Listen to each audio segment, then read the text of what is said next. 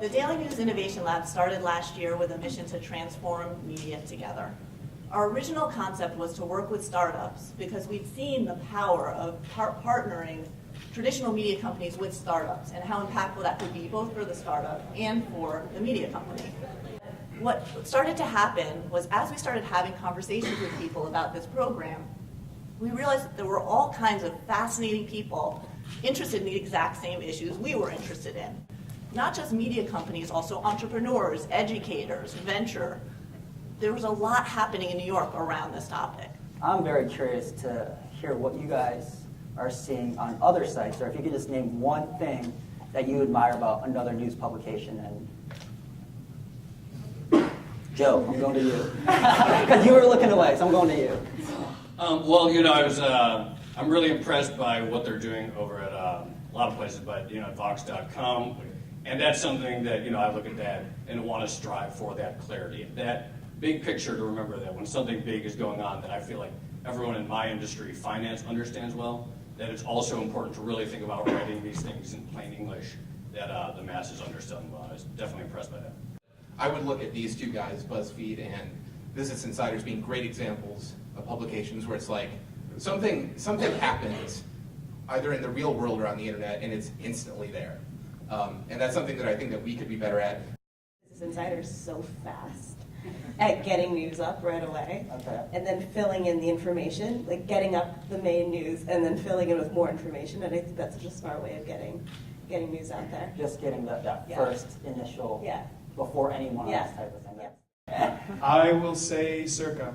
I think that what Anthony Gross and the team over there are doing is really interesting. I think that they were pretty ahead of a lot of other news publishers, and just trying to slow things down and give you a bit of context and help you kind of find your way to cut through the clutter and understand the key issues and differentiate fact from opinion. I think that they've done a good job. I think that it's a very noble cause. My question for you is, if there was one thing that would really distinguish you for the future, like just one thing you had to say that was like your hallmark to fame, what would it be? Video. Quizzes? Quizzes. Quizzes? I like that we have a business audience. I feel like it helps us a little bit differentiate. Mystique.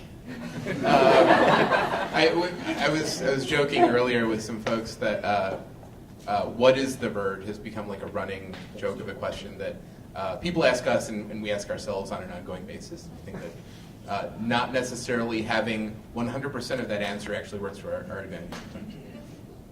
So my question is more oriented. So when digital spiked, everyone thought that a lot of the institutional publications, would either close, and obviously there's a huge shift that's taking place in format. But I'm wondering from each of you, as far as content and news goes, if there are still avenues or just if there's ways that you'd like to be pushing the envelope or things you'd like to be covering more than you are now, or if there's more gaps that you see to be filled as far as content and what kinds of things are getting covered by the media. Oh, absolutely. I mean, I think that the day that our pitches and the kinds of stories that we want to cover outnumber our reporters is a very sad day indeed. Or wait, the other way around. Excuse me. Take that back. No, we always are lamenting limited staff, and I think that that's a good place to be. You want to just be bursting at the seams with ideas. And so the short answer to your question for us is yes, there's lots of additional stories we could be covering and entire kinds and categories of content that we could be covering, I think. Sounds good. The first one, I'm going to try and extrapolate. I'm going to pull it in as I'm asking you from Robin, a friend at CrowdTangle. Can we talk about startups? I think maybe one way we could expand on this. So not startups maybe as competitors, but for us it's data visual. That's the startup in our incubator.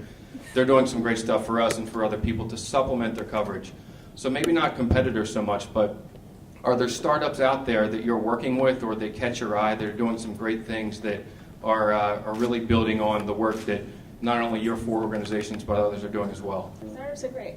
BuzzFeed is a startup. Yeah.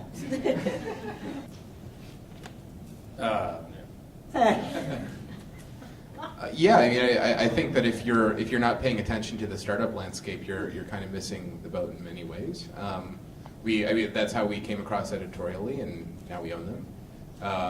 And we're, just like everybody else in the near media scene, we are heavily engaged in Slack. We can't do our jobs without Slack. Just pack up. We packed up and went home yesterday. No, we didn't. But it felt that way for a few minutes. So yes, yeah. Our success is defined by, building a really big, wonderful, engaged audience, and that's how we measure success. And so, anyone that's got a good idea is welcome, to the table. What you see, look into the crystal ball, look into 2015 of online news. I assume that everyone on here is feeling pretty good about things, I would assume. Mobile, I mean, obviously, that's like the most obvious thing I could possibly say right now, but mobile. But, I mean, to mobile, so everyone's always saying mobile is getting bigger and bigger and bigger. I mean, mobile is the majority of most of our pages are viewed on mobile. But at some point, don't you think there's going to be that obvious level where it plateaus? Just, I mean, my other theory is always not to make this about me, obviously, but it's like if you're at work, you're kind of looking on a desktop usually if you work like a white collar job in America type of thing. But you're saying like you don't see it BuzzFeed gets plateauing. Blocked at lots of white collar jobs. Okay. So people have to look at it on their phones. Yeah. No, I think it's really, it's actually interesting because the way that our CMS preview is set up is we have a mobile preview that's on the side of the screen where you can see what it looks like as you scroll down the page on your phone.